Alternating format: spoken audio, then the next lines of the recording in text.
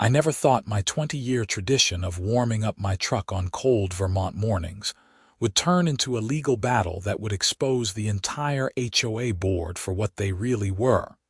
My name is Henry Vance, and I have lived in the Pine Ridge development in Rutland, Vermont, for 2 decades. I bought my house back in 2006, long before this place became what the real estate agents now call a premier gated community. Back then, it was just a quiet neighborhood with reasonable people who minded their own business. Then the HOA was established in 2015, and everything changed. The trouble started on a bitter January morning in 2026. The temperature had dropped to negative 15 degrees overnight, and my diesel truck needed a good 20 minutes to warm up properly before I could drive it to the construction site where I worked. This was not new. I had been doing this every winter morning for as long as I could remember. I would start the truck, let it idle in my driveway, and go back inside to finish my coffee while the engine warmed up. Every diesel owner in Vermont knew this was not just comfortable but necessary to protect the engine. I was pouring my second cup of coffee when I heard the aggressive knock on my door. When I opened it, I found Brenda Patterson standing on my porch, her face pinched with that special kind of anger that only HOA board presidents seem to master. She was clutching a clipboard to her chest like a shield. Her perfectly highlighted hair sprayed into submission despite the freezing wind. "Mr. Vance, I am here to inform you that you are in violation of HOA Ordinance Section 12, subsection 4, paragraph B," she announced without so much as a good morning. I blinked at her, trying to process what possible violation I could have committed before 7 in the morning. "What are you talking about, Brenda? Your truck. You cannot idle it in your driveway like that. The noise is disturbing the peace of the neighborhood, and the exhaust fumes are creating an environmental hazard." She thrust a printed document at me. "This is your official warning. If you continue this behavior, you will face fines of $100 per day." I looked down at the paper, then back at her. "You are joking, right? It is negative 15 degrees out here. I need to warm up my truck before I can drive it. This is Vermont, Brenda. Everyone warms up their vehicles. The rule applies to all residents equally," she said, her voice taking on that bureaucratic tone that I had come to despise. "Other residents have complained about the noise and pollution. You will need to find an alternative solution." "What other residents?" "I am at the end of the street. My nearest neighbor is 200 feet away." Brenda's mouth tightened into a thin line. "That information is confidential. The HOA takes all complaints seriously, regardless of the source. You have been warned, Mr. Vance. Comply with the ordinance or face the consequences." She turned on her heel and marched back to her white Lexus SUV, which I noticed she had left running the entire time she was lecturing me about idling vehicles. The irony was apparently lost on her. I stood there in the freezing cold, reading through the document she had handed me. It was dated from a board meeting I had never been notified about, held 3 weeks earlier. The ordinance was buried in a massive revision to the HOA bylaws, and as I read further, I realized they had changed dozens of rules without properly notifying the residents as required by Vermont state law. But I had bigger problems to worry about at that moment. I needed to get to work, and my truck was finally warm enough to drive. I decided to deal with Brenda and her power trip later. That evening, I sat down and really read through the entire document she had given me. The more I read, the angrier I became. They had implemented rules about what color Christmas lights we could display, what types of vehicles could be parked in driveways, what hours we could have guests over, and even what kind of mailboxes were acceptable. It was insane. I called my neighbor, Frank Morrison, who lived 3 houses down. Frank was a retired lawyer who had been complaining about the HOA's overreach for the past year. "Henry, I am glad you finally see what I have been dealing with," Frank said when I explained the situation. "Brenda and her little committee have gone completely off the rails. They think they own this neighborhood. Can they actually fine me for warming up my truck in my own driveway?" Frank was quiet for a moment. "Technically, when you signed your deed, you agreed to abide by HOA rules. However, those rules have to be reasonable, and they have to be implemented properly. From what you are telling me, they did not follow proper notification procedures for these rule changes. Every homeowner is supposed to receive written notice at least 30 days before any bylaw changes, with an opportunity to vote on major modifications. I never got any notice about a meeting. Neither did I. Neither did about 40% of the neighborhood, from what I have been hearing. Brenda and her friends have been ramming through whatever they want by holding meetings at inconvenient times and not properly notifying people. So what can I do? For now, I would document everything. Keep records of every interaction with the HOA. And honestly, Henry, I would comply with the letter of their rules while you build your case. Do not give them any ammunition to use against you." I thanked Frank and hung up, but I was seething. The idea of letting Brenda Patterson push me around in my own home was infuriating, but Frank was right. I needed to be smart about this. The next morning, I came up with a solution. Instead of warming up my truck in my driveway, I would push it out into the street before starting it. The HOA ordinance specifically mentioned driveways. It said nothing about the street.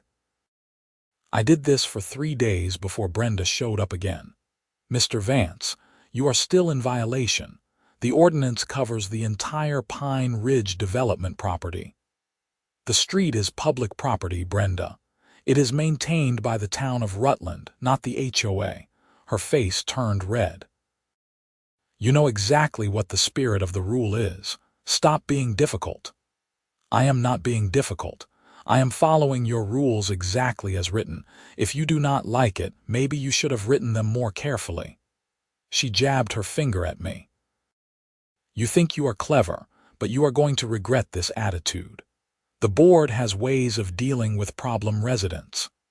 That last statement sent a chill down my spine, but not because I was afraid. It was because it revealed exactly what kind of person Brenda Patterson really was. This was not about rules or community standards. This was about power and control. After she left, I sat down and started thinking about the bigger picture. I had been so focused on the truck situation that I had not really considered what else I did around the neighborhood. Then it hit me. For the past 12 years, ever since I bought my heavy-duty truck with the plow attachment, I had been clearing the emergency exit road that ran along the back of our development. This road was originally built as a secondary access point for fire trucks and ambulances, but it was not maintained by the town. The HOA was supposed to maintain it, but they never did. Every winter, it would get completely snowed in, and I had taken it upon myself to keep it clear. I did it because it seemed like the right thing to do. I had the equipment, and it only took me an extra 30 minutes after I finished plowing my own driveway. Nobody had ever asked me to do it. Nobody had ever thanked me for doing it. It was just something I did because I cared about the safety of my neighbors. But now, as I thought about Brenda's threat and the HOA's increasingly aggressive tactics, I realized something important. I was doing the HOA's job for them, for free, and they were treating me like a criminal for warming up the very truck I used to do that work. I made a decision. If they wanted to enforce their rules so strictly, then I would do the same. Starting immediately, I would only do exactly what was required of me as a homeowner. Nothing more. That meant no more plowing the emergency exit road. The next snowfall came 4 days later, It was a big one, nearly 18 inches overnight. I got up at 5 in the morning, as usual, and spent 2 hours clearing my driveway and the section of sidewalk in front of my house as required by HOA rules. Then I went inside, made breakfast, and got ready for work. I did not touch the emergency exit road. Nothing happened immediately. Most people in the neighborhood did not even use that road or think about it. But I knew it was only a matter of time before it became an issue. That time came faster than I expected. 2 weeks after the big snowstorm, there was a medical emergency at one of the houses on the north side of the development. Martha Henderson, an elderly woman who lived alone, had fallen and broken her hip. The ambulance came rushing in through the main entrance, but there was a problem. A delivery truck had broken down right at the entrance, blocking it completely. The ambulance driver made the decision to use the emergency exit road to reach Martha's house from the back side of the development. Except the emergency exit road was completely impassable, buried under 2 feet of packed snow and ice. The ambulance had to turn around, go back out to the main road, and come in through a neighboring development, then access Martha's street from the other direction. This added 15 minutes to their response time. Martha survived, but she had been lying on her floor in agony for those extra 15 minutes. I heard about it that evening from Frank. "Henry, there is going to be hell to pay over this," he said.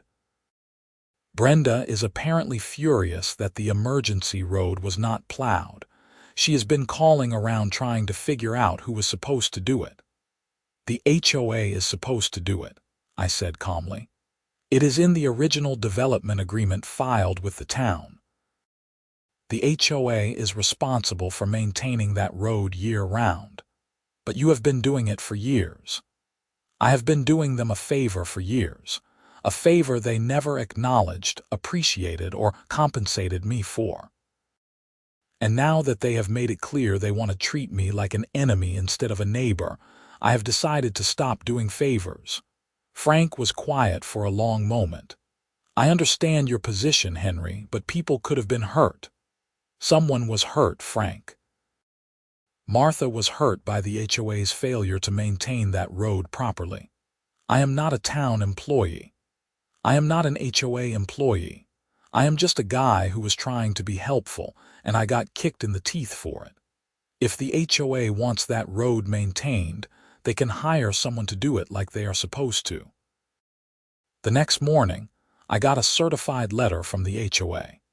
It informed me that I was being fined $500 for failure to maintain community infrastructure, and demanding that I immediately clear the emergency exit road. I called Frank immediately. "Can they do this? Can they fine me for not doing something that is their responsibility?" "Let me see the letter," Frank said. I drove over to his house and showed it to him. He read it carefully, then shook his head. "This is completely unenforceable. There is nothing in the HOA bylaws that makes you responsible for that road. They are making this up as they go along. So what do I do? You write them back and tell them to pound sand, but do it politely. Point out that the maintenance of the emergency exit road is the HOA's responsibility under Section 7 of the original development covenant. Tell them you are happy to provide plowing services at your standard rate if they would like to contract with you, but you are under no obligation to provide free labor." I liked that approach. I sat down that evening and wrote a very professional letter laying out exactly what Frank had suggested. I did some research and found out that the going rate for snow plowing services in the Rutland area was about $75 per hour for residential work. I offered to plow the emergency exit road for that rate, with a minimum charge of $150 per visit. I sent the letter off and waited. Brenda's response came 3 days later, and it was not what I expected. Instead of backing down or accepting my offer, she doubled down. The HOA was now threatening to place a lien on my property for $10,000 unless I complied with their lawful orders to maintain the emergency exit road. This was escalating way beyond anything I had anticipated. A lien on my property could affect my credit, my ability to refinance my mortgage, and potentially even force a foreclosure. This was serious. I went back to Frank, but this time I also brought the documents to a real lawyer.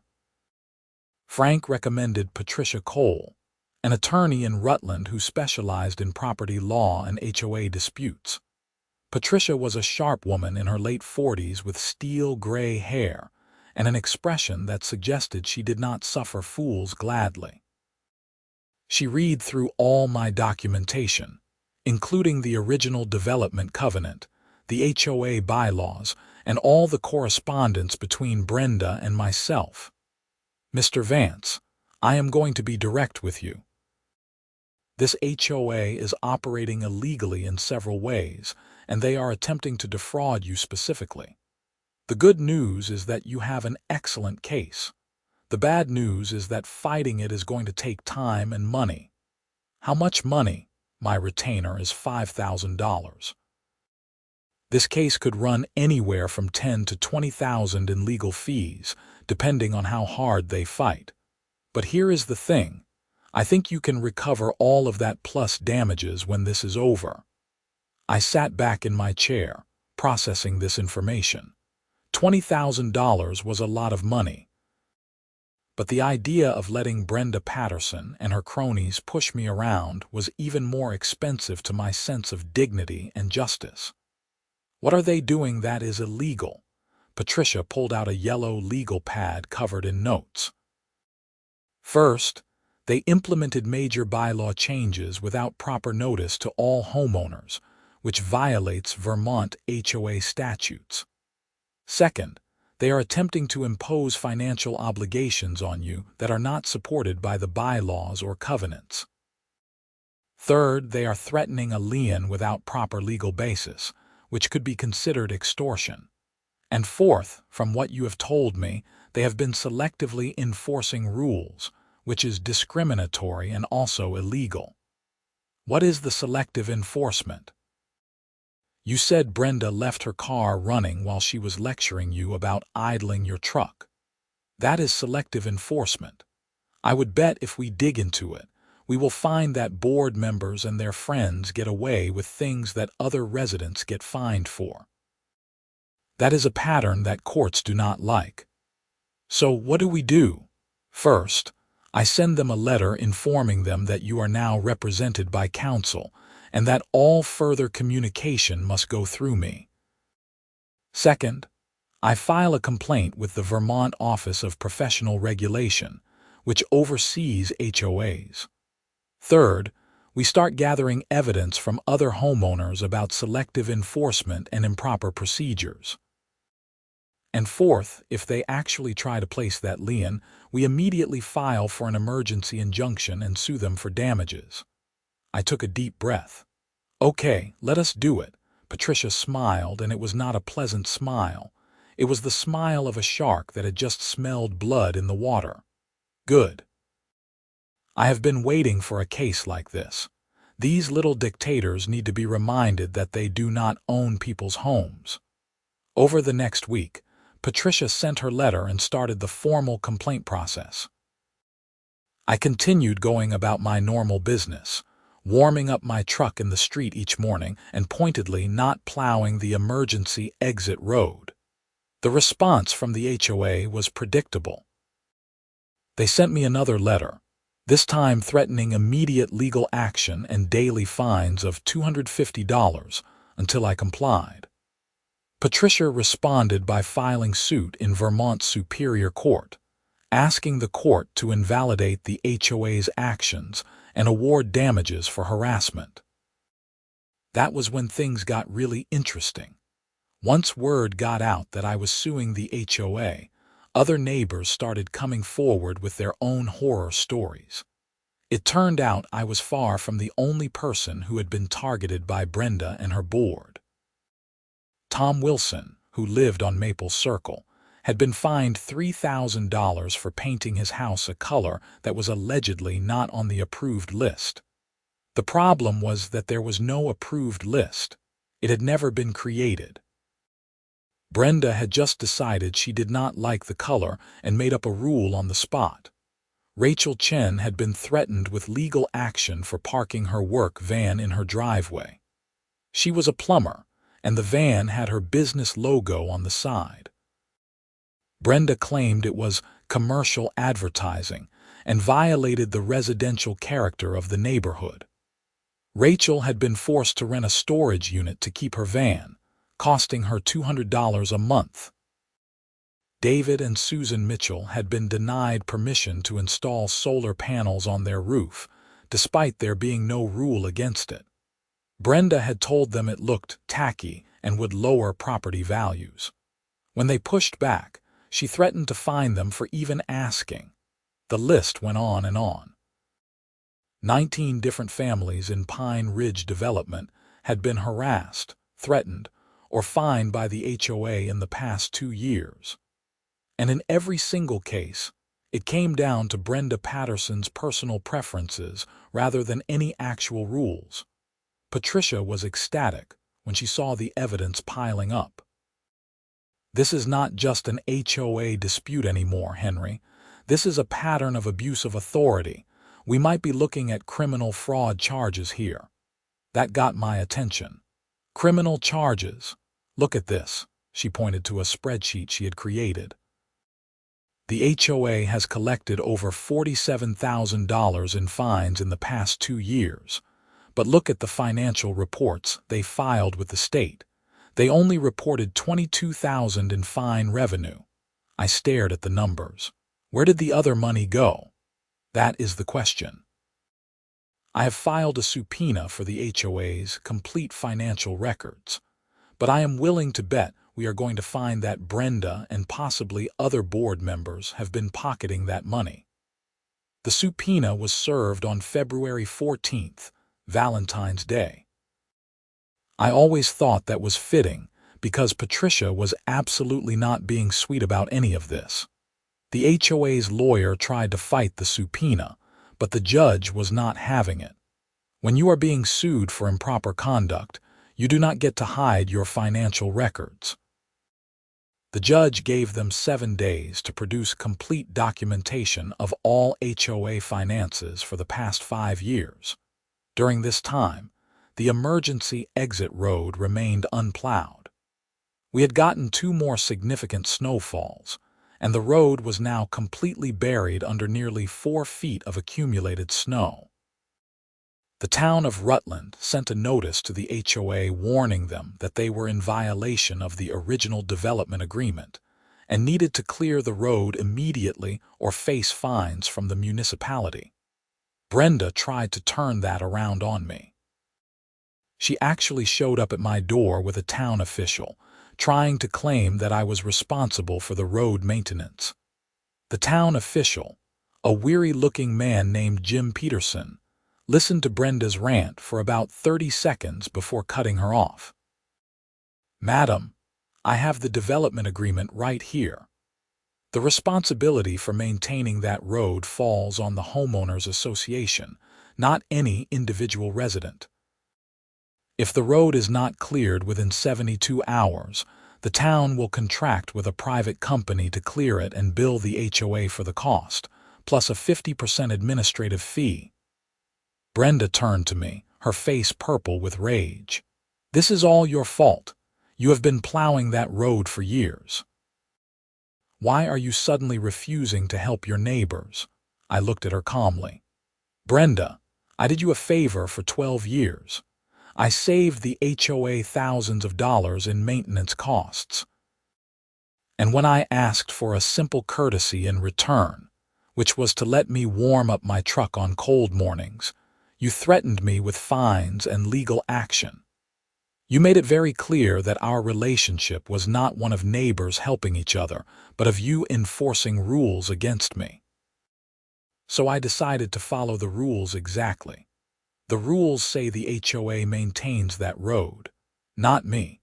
If you want to hire me to plow it, my rates are very reasonable. Otherwise, I suggest you call a snow removal company." Jim Peterson was trying not to smile. After Brenda left in a huff, he turned to me and said quietly, "For what it is worth, I think you are doing the right thing. We have gotten complaints about this HOA from multiple residents. It is about time someone stood up to them." The 72-hour deadline came and went. The HOA did not clear the road. The town of Rutland contracted with a local landscaping company to do it, at a cost of $1,200. With the administrative fee, the total bill to the HOA was $1,800. Brenda was apoplectic. She sent an email to all residents blaming me personally for the expense and claiming that I had sabotaged the community.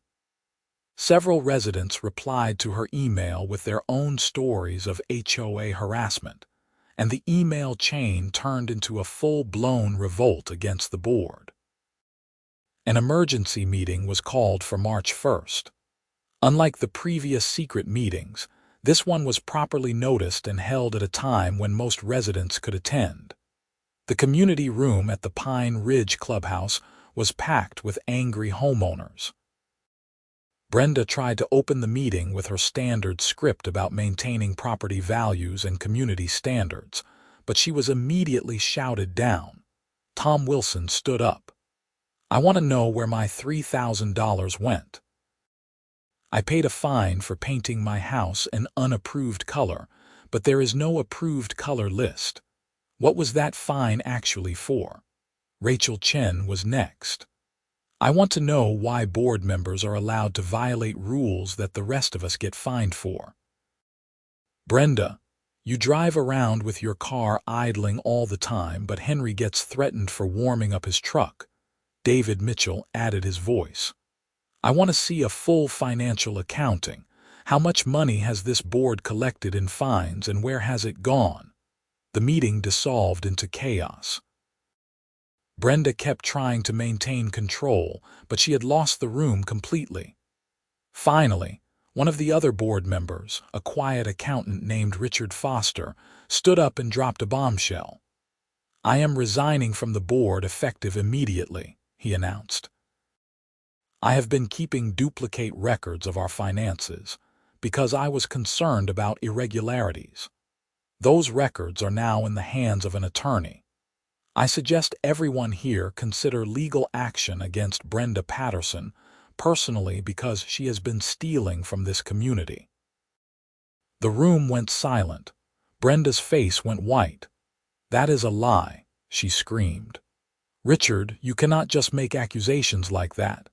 "It is not an accusation, Brenda. It is a fact. You have been depositing fine money into a separate account that is not part of the official HOA finances. I have bank statements. I have deposit records. You have embezzled over $25,000 in the past 2 years alone." The room erupted again.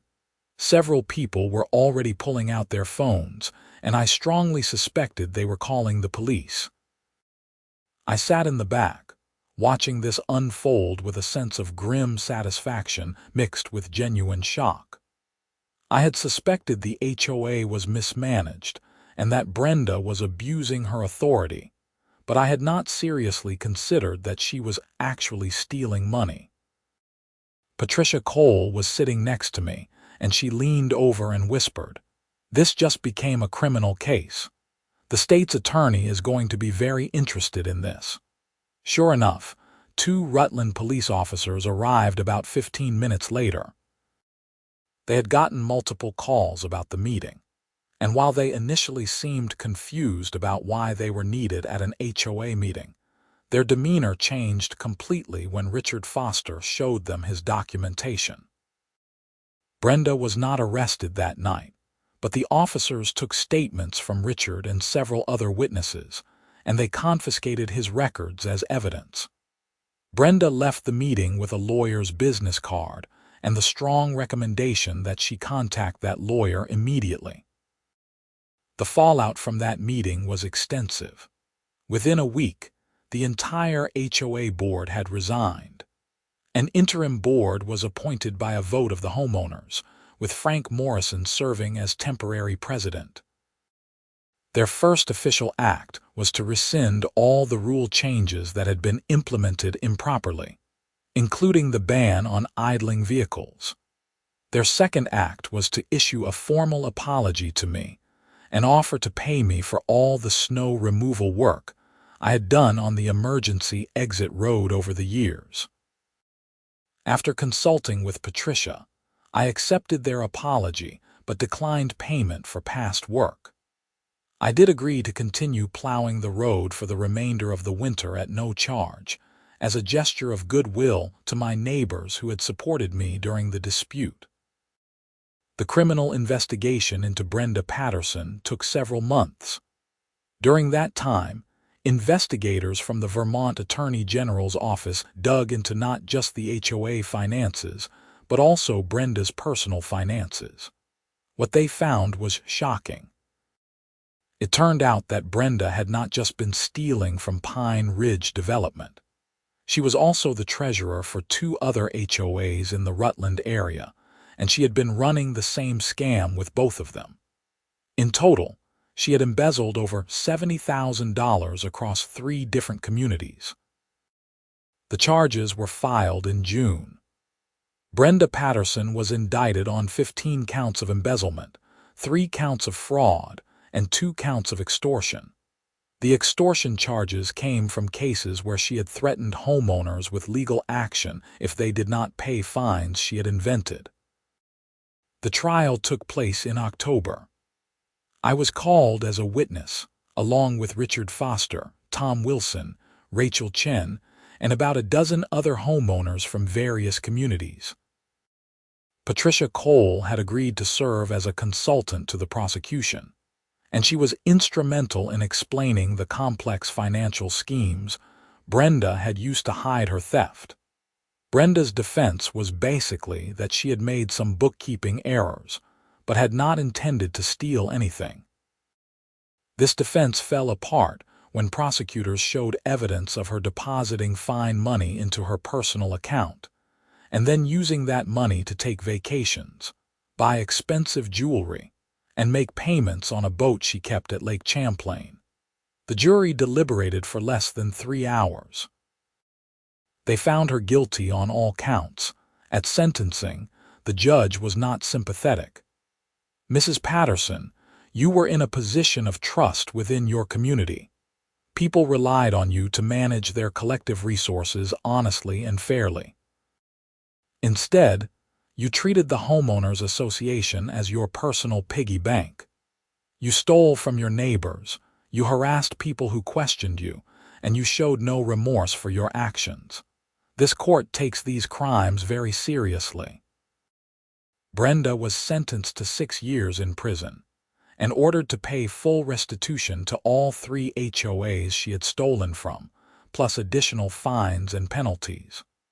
The total amount she owed was over $200,000 when you included the restitution, fines, and legal fees. The civil case that Patricia had filed on my behalf was settled around the same time. The HOA's insurance company agreed to pay me $35,000 in damages for harassment and legal fees. Other homeowners who had been targeted by Brenda filed similar suits and received settlements as well. But the biggest change was not financial. It was cultural. The experience of fighting back against Brenda's tyranny had brought the neighborhood together in a way that nothing else could have. People who had never spoken to each other before were now friends. The new HOA board, which was elected properly that November, operated with complete transparency and focused on actual community improvement rather than petty rule enforcement. They implemented a policy that all board meetings would be recorded and posted online. They created a real process for proposing and voting on rule changes, with mandatory notice periods and open discussion. They hired a professional management company to handle the finances, with regular audits and public reporting. and they officially thanked me for my years of maintaining the emergency exit road and offered me a formal contract to continue doing so, which I accepted. The whole ordeal taught me several important lessons. First, that people in positions of petty authority can do enormous damage if they are not held accountable. Second, that standing up to bullies is hard and expensive, but ultimately worth it. Third, that most people are decent and will support you if you are fighting for what is right, even if they are scared to be the first one to speak up. It also taught me that sometimes the best way to fight back is not to do more, but to do less. By simply stopping the free work I had been doing for the HOA, I exposed their incompetence and their neglect of actual responsibilities. They had been so focused on controlling stupid things like whether I could warm up my truck that they had completely failed at their real job of maintaining community infrastructure. The irony of the whole situation was not lost on anyone. Brenda Patterson had created a crisis over a non-issue, and in trying to punish me for refusing to be controlled, she had set in motion the events that led to her own exposure and downfall. Life in Pine Ridge development is much better now. The HOA still exists, but it functions the way it is supposed to, maintaining common areas, organizing community events, and enforcing reasonable rules that actually improve the neighborhood. Nobody is getting fined for warming up their car or painting their house the wrong shade of beige. As for me, I still live in the same house I bought 20 years ago. I still warm up my diesel truck every cold morning, letting it idle in my driveway while I drink my coffee. I still plow the emergency exit road after every snowfall, but now I get paid a fair rate for my work. And every time I drive past the empty house where Brenda Patterson used to live, I think about how a little bit of kindness and common sense could have prevented all of this. If she had just said, "Thank you for keeping that road clear all these years, and sure, you can warm up your truck in the morning," none of the rest would have happened. She would not be in prison. The HOA would not have been exposed as corrupt. $70,000 would not have been stolen. But she chose power over community. She chose control over kindness, and that choice destroyed her life and caused harm to dozens of families. Sometimes I feel bad about my role in all of it. If I had just complied with her unreasonable demand, maybe she would still be free, still living her life. But then, I remind myself that she was already stealing and abusing her power. I did not create that situation. I just refused to enable it any longer. The emergency exit road has been used twice more since that first incident with Martha Henderson. Once for a fire truck responding to a kitchen fire at the Jameson house, and once for an ambulance helping old Mr. Reynolds who had a heart attack. Both times, the road was clear and passable, and emergency services reached their destination quickly. Both families thanked me personally for maintaining the road. That is what community is supposed to be about. People helping each other, not because they are forced to by rules and fines, but because it is the right thing to do. Because we all live here together, and we all benefit when we look out for one another. The HOA still has rules, of course, but they are reasonable rules now, enforced fairly and with actual justification. No one is getting fined for imaginary violations or being harassed for refusing to bow to someone's power trip. The neighborhood association has returned to its original purpose, making Pine Ridge development a better place to live for everyone. Frank Morrison served as HOA president for 2 years before stepping down, and the board that replaced him has maintained the culture of transparency and fairness that he established. They even instituted a Good Neighbor Award that they give out annually to residents who go above and beyond to help the community. I was the first recipient, which was embarrassing but also kind of nice. My relationship with my neighbors has never been better. People wave when they see me plowing the emergency road. They stop and chat when we run into each other at the mailboxes. During the summer, we have neighborhood barbecues and block parties, and people actually attend and enjoy themselves instead of worrying about violating some obscure HOA rule. The whole experience also taught me something about justice. It is not always swift, and it is definitely not cheap, but it is possible. When Patricia Cole first told me it might cost $20,000 to fight the HOA, I almost backed down. That was a lot of money for a construction worker, even one who had been saving diligently for years. But I decided that some principles are worth fighting for, and that letting corrupt people get away with abuse just because fighting back is expensive is how tyranny wins. In the end, I got most of my legal fees back through the settlement, but even if I had not, I think it would have been worth it. The satisfaction of seeing Brenda Patterson held accountable for her crimes, of seeing the HOA reformed, and the neighborhood improved, of knowing that other people would not have to suffer under her tyranny anymore, that was worth more than money. Patricia Cole later told me that the Pine Ridge case became something of a landmark in Vermont HOA law. The state legislature passed new regulations requiring more oversight of HOA finances and stricter penalties for board members who abuse their authority. My case was specifically cited in the legislative debate as an example of why these reforms were needed. So what started as a simple dispute about warming up my truck on cold mornings turned into a major reform of HOA governance in the entire state. I never set out to be an activist or a crusader. I just wanted to be left alone to live my life and help my neighbors when I could. But sometimes standing up for yourself has ripple effects you never anticipated.